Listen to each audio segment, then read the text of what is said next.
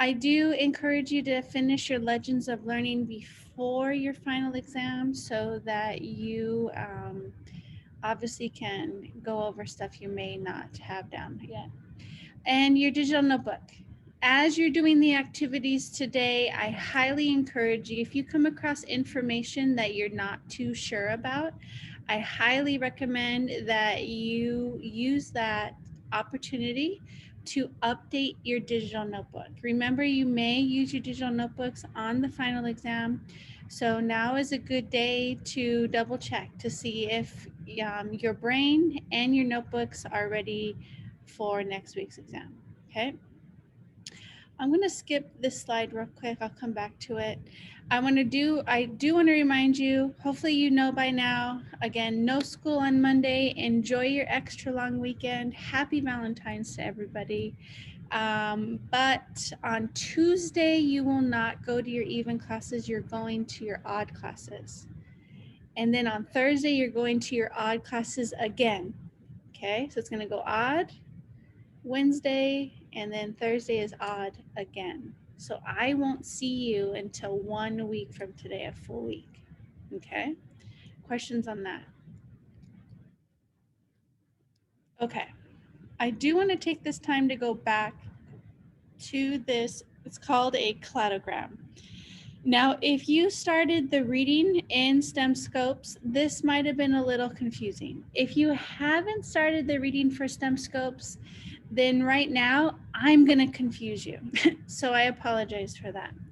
I do want to reassure you, though, that there are no cladograms on the final exam.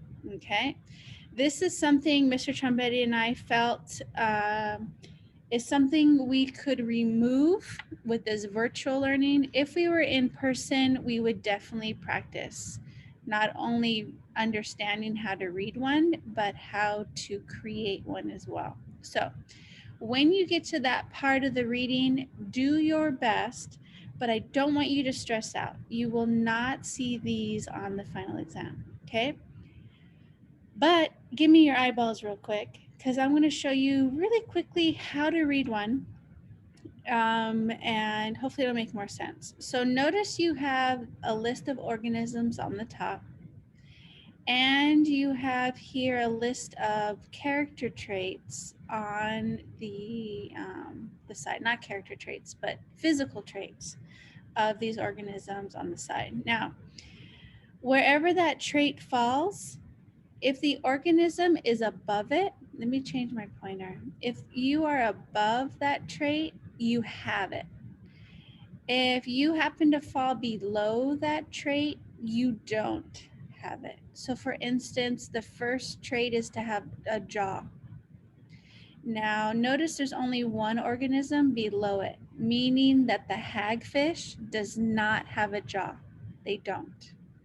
But all of these other organisms up here, all of these do have a jawbone. Okay? So the same thing would go for lungs, right?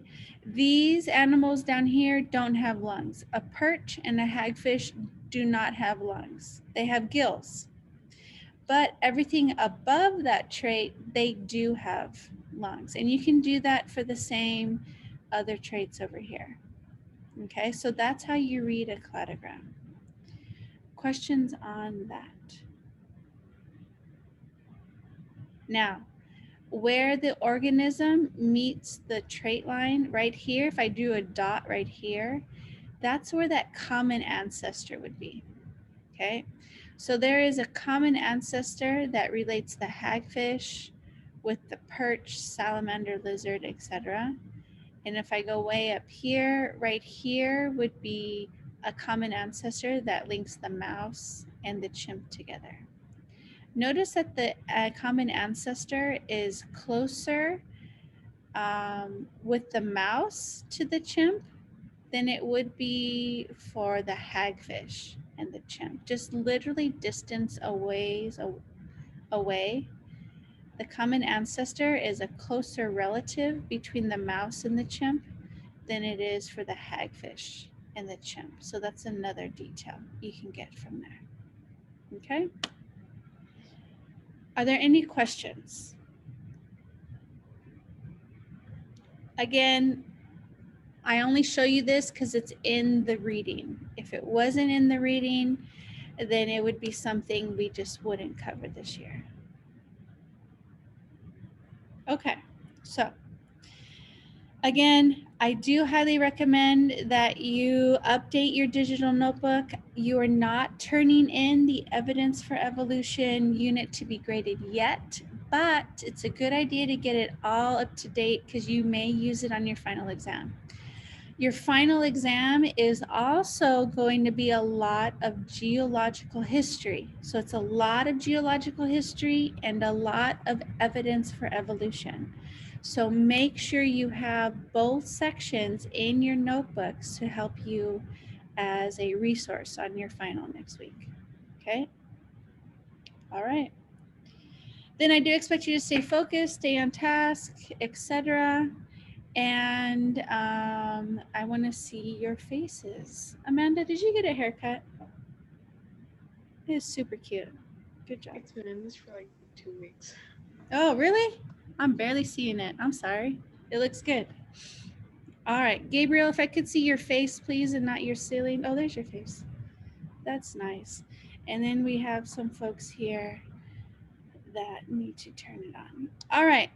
So let's go ahead and get started. I'm going to change the chat box to only I can see it because your warm up is in the chat. So, what are the 4 evidences of evolution? Now, remember when you hit return or enter, it's going to submit your writing. So, you can either do 4 separate ones or put them all together.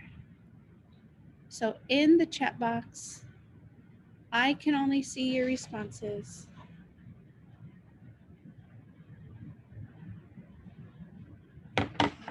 And while you're doing that, I'm going to submit attendance.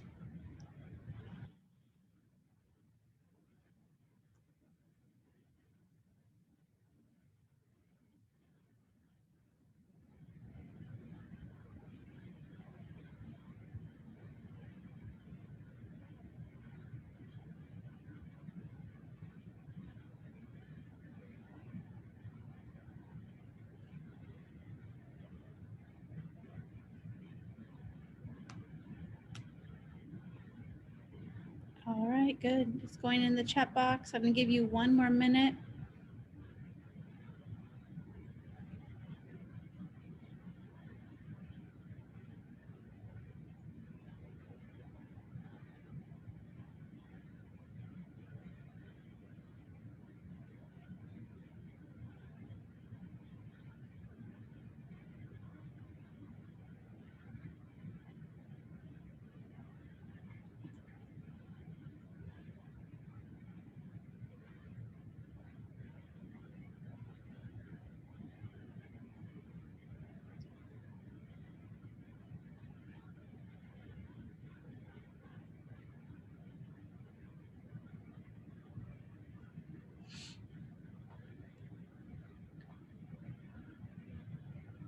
Okay, good.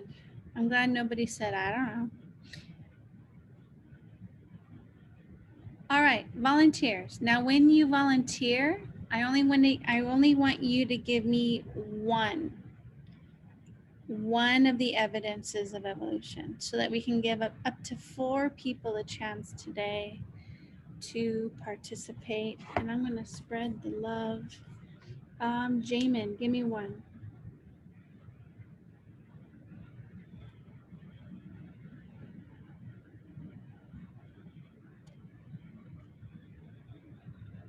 Jamin, go ahead. You're not unmuted yet. Oh, sorry. So So, for me, common ancestor is one of evidence of evolution. okay, close. Think about the 4 sections we talked about. You're right. Common ancestor is a major deal for evolution. Can you think of one of the sections we talked about? Early type of. Okay. Thank you. Aditha, Fossil layers. say it again. Fossil layers. Okay, fossil record, right? Good. Mike? Anatomy. Anatomy. Good. Comparative anatomy. Jamin, can you think of another?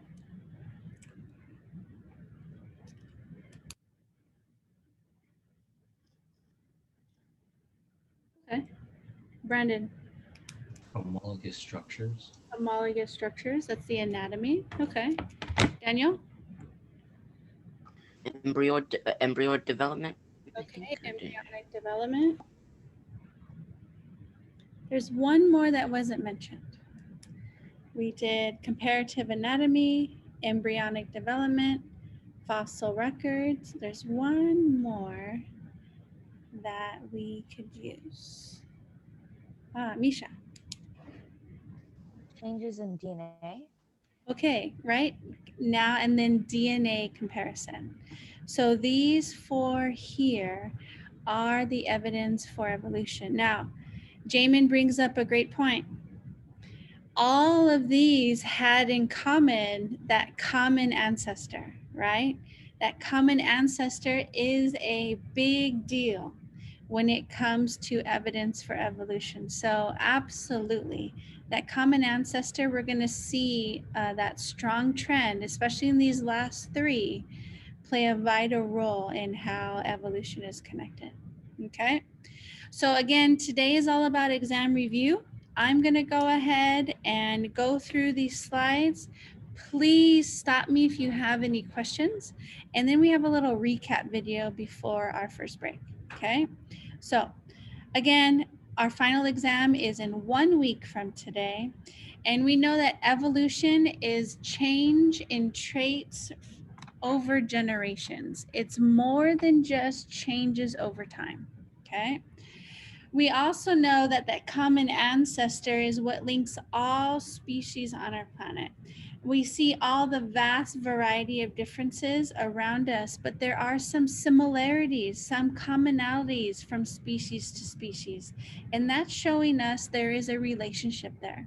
Therefore, they must share some type of common ancestor. And as Jamin mentioned, it's an early type of organism. It's an early type of organism where two or more other organisms came from. So again, you and your cousins came from or descended from your grandparents. Your grandparents are your common ancestor. Now, oh look, there's that cladogram again, okay? So if we go far back enough in history, and we go way back here, there's going to be a common ancestor that links all species together. Now, when we look at evidence for evolution, we started off with fossils, and we know fossils are mineralized remains of organisms, but we're more interested in the fossil record. The fossil record actually links the law of superposition with fossils. So we know that the older fossils are found at the bottom, the younger fossils are found at the top. Now, as we look at the changes in these fossils from generation to generation or from layer to layer, those are synonymous here. That's literally the definition of evolution. Changes in traits from generation to generation. Therefore, the fossil record directly supports evolution that way. Another support for evolution is looking at the anatomy, but also not only looking at it, but comparing the anatomy amongst different animals. Now, if we look amongst different animals, we see some of these structures are very similar. Those bones or organs that are similar are called homologous structures. Since they are found amongst different animals and they have those commonalities, again, there's a relationship there. Therefore, they must share a common ancestor. The next evidence we looked at was embryology and development.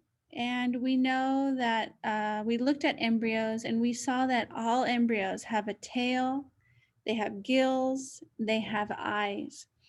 And they're actually indistinguishable in the very beginning of their actual formation. Again, all of these similarities are showing us that they are related to each other. Therefore, they have or share that common ancestor, right? The common ancestor is a big deal. So again, though, in the beginning, you can't tell them apart. They're so similar that you can't pick out which one's the salamander or the chicken. I can't tell. Okay. Now, the final source of evidence of evolution is looking at the DNA. Again, we know that DNA is deoxyribonucleic acid, big word there. But as mentioned before, DNA is heritable, meaning it gets transferred from parent to child, down and on and on and on. It's transferred from generation to generation. And that DNA is changing from generation to generation. Again, literally right there, it's the defining what evolution is. But when we look at their DNA, we notice that some species have a lot of DNA in common. Some have way more DNA in common than others. And what that is showing us is, again, that relationship, that they share a common ancestor. Now, the more DNA a species shares with another, the closer that common ancestor is, meaning the closer relatives they are. For instance, we saw, last time I saw you, when was that? A couple days ago? We saw that other human beings around us share 99.9% of the DNA as we do. Our common ancestor with other human beings is really close. Whereas a banana, do you guys remember how much DNA we share with a banana? You can put it in the chat box if you remember. How much DNA do we share with a banana? All right. We share 60% DNA with a banana. And I want to point out that that sounds like a lot, but really it's not. Because when you think about the vast diversity of human beings as a whole, all of the different shapes, sizes, colors, bone structures, everything that you see as diversity in human beings is all due to only a 0.1% difference in our DNA. Pretty amazing that it only takes 0.1% DNA change to get all the variety of human beings that we have. Now, if you think about that banana is 40% different in DNA than us. So a vast, way different than human beings are. But we still share some DNA with them, similar DNA. Therefore, there must be, there's a relationship. We're related to each other. If we go back far enough, we should be able to find a common ancestor that we both share. Questions? That's the entire unit. That's it.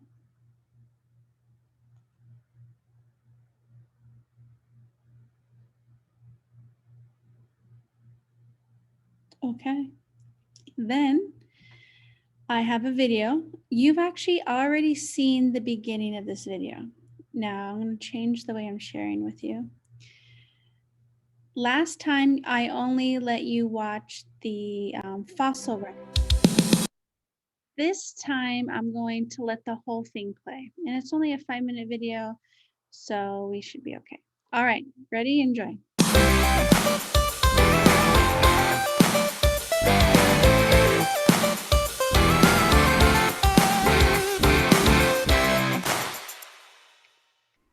There are 4 major categories of evidence for evolution: fossil evidence, anatomical evidence, embryological evidence, and biochemical evidence.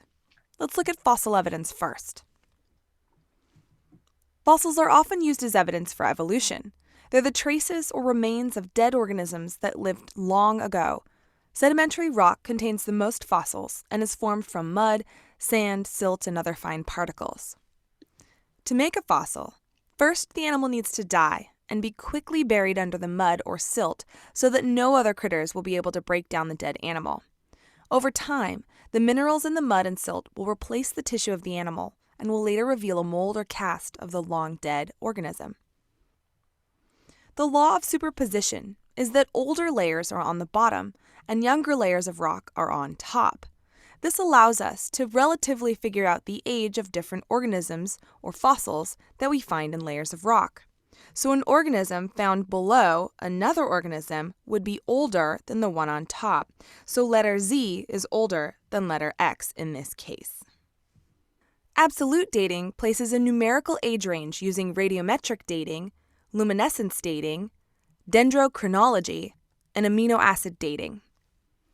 Some scientists prefer not to call it absolute, but chronometric or calendar dating instead, because the word absolute makes it sound much more certain and precise than it really is. It's still an estimation, like the relative dating of rocks based on the law of superposition, but it has a number to it. For example, in dendrochronology, scientists count the rings in a tree to estimate the number of years that have gone by. Differences in growth through the seasons create a ring, and it generally takes 1 year, but there can be some variation. Transitional species are intermediate species, which may be in the fossil record or could be missing from the fossil record. It's proposed that there would be evidence of species that were in the middle evolution steps from one species to another. Archaeopteryx, pictured here, is used to provide a link between the theory that birds evolved from reptiles. Now we're going to start looking at the anatomical evidence for evolution. Homologous structures help scientists find relatedness among species. There are anatomical structures in different species that originated by heredity from a structure in the most recent common ancestor of the species. For example, if you look at the bone structure of a pterodactyl, a bat, and a bird, you'll see some basic similarities. This suggests that they had a common ancestor with a similar forearm structure, perhaps very long ago. But if you look at how they use their forearms for flight, they're very different. The pterodactyl has one long finger that spans a large section of the wing, the bat has a wing between its fingers, and the bird has feathers all along the forearm. These are analogous structures because even though they have closely related functions, they do not have a common ancestor for that function. Each of these species evolved their ability to fly from a different ancestral line. Vestigial structures are another piece of evidence because the structures seem to serve no function, but resemble structures with functional roles in other organisms. An example that's commonly used is the human appendix. The appendix was thought to be a shrunken remain of the cecum that can be found in many kinds of herbivores. The idea is that it's a remnant of evolution yet to be truly removed. In 2013, however, scientists refuted the relationship between cecum size and appendix presence. The appendix is actually a housing complex for mutualistic bacteria that aid in digestion for many species, including humans. Embryology is the study of the development of embryos. The more closely related species would be similar in their earliest stages of development. These exaggerated drawings by Ernst Haeckel were used to show similarities between early stages of an embryo among different species, including salamanders, pigs, and humans. Now, while they're not truly accurate, they were some of the first attempts at using embryology as evidence for evolution. Today, the stages are studied at the same point in their evolution, unlike these images. Lastly, when we read DNA and amino acids to find a quantitative way to organize evolutionary ancestry, we're using a molecular clock.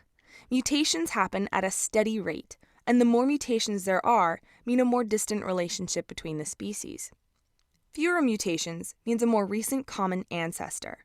So, based on the amino acid differences between human hemoglobin and gorilla hemoglobin, gorillas are the closest relative to humans on this list. And lampreys are the furthest. Thanks for watching this episode of Teacher's Pet.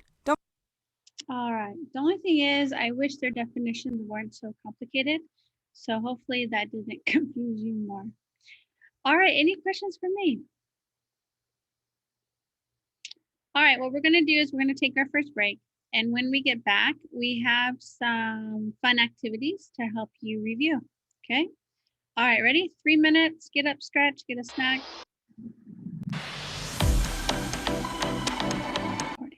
All right, so if we, again, your last reading for this unit is Evolutionary History and Relationships. It's in STEM Scopes, remember. You won't see it posted on Google Classroom because unfortunately, STEM Scopes and Google Classroom don't talk to each other.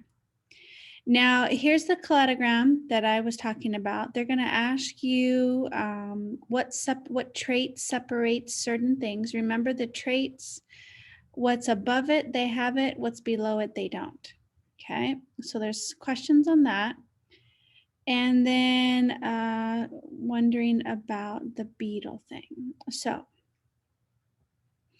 when it comes to this beetle chart here, in this first chart, what you're going to do is put how many number of difference they actually have. So if we're going to look at the relationship between A and B first. So if we look at A and B right here, and we look at their characteristics, notice everything's the same except for head color. They have one difference. So we're going to put a 1 right here. I think I could write actually. If I put this here, a 1, right? So that's what we're going to do for this section here. You put how many differences there are. So A and C, if I look at A and C, there's 1 difference, 2, 3, 3. So here I would put 3. That's how many differences there are. Okay. Are we good on that first part? Okay. Then once you have this whole chart filled out, then what you're going to do on this tree is you're going to put who's related to each other. So these people, these 2 groups here only have 1 difference between them, okay? Notice that this group over here, the line is much longer. So they're gonna have 2 differences. It's like 2 steps, 1, 2. So I already know that A and B only have 1 difference between them. So I'm gonna go ahead and that's 1 pair here. This is A, and then we have here B. Okay. I think you can move that around. Okay. Anyhow, pretend that looked good. So it's A and B is your first pair because based on this chart, when you fill it in, A and B have 1 difference. There's going to be another pair in here, and I'm not going to ruin the surprise, that also have only 1 difference between them. And then there's going to be a pair that has 2 differences between them. And so all you have to do is put the letters across the top. That's it. Other questions? And again, I apologize. If we were in person, we would be practicing this stuff. And the textbook doesn't do a very good job. Okay. All right. So that is due on Wednesday when you finish that part. Okay. What you're going to work on today, you have a quizzes, and some of you already noticed have already finished it, but I don't want you just to randomly go through it real quick. Notice which ones that you are not sure on, and now is the time to add that information to your digital notebook. I do want to point out that you're going to see geological history and evidence for evolution in here, okay?